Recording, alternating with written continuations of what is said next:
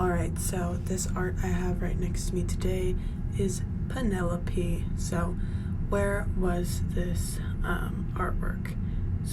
Was in Rome, Italy, and it is now located in the Musée d'Orsay in Paris, France. So who's responsible for this art, you might ask? Jules Cavalier, that is who. His nationality is French, and the medium of work is marble, and the period of work, it is made during the Roman period.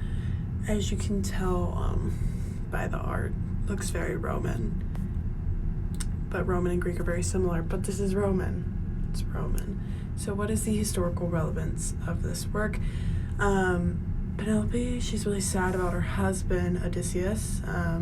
20-year absence is, she's supposed to find a new husband to take the throne of Ithaca, but she remains faithful to Odysseus.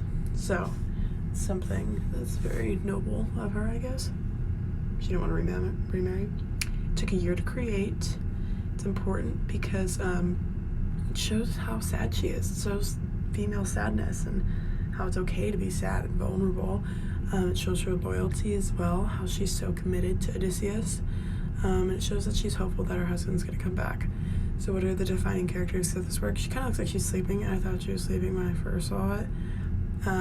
She kind of looks like she's got a bottle in her hand.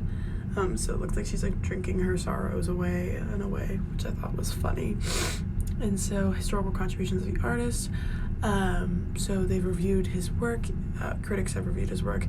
They said with his Penelope asleep, Cavalier has established himself as one of the greatest modern sculptors. She slumped in her chaste clothes, succumbed to the fatigue of the labor with the modest and severe grace of the glorious days of antiquity. So, I thought this was a very, it's kind of sad. It's very bittersweet in a way. Like, it's like, oh, she's waiting for her husband, but, oh, she's drinking her life away, and that bottle might have poison in it.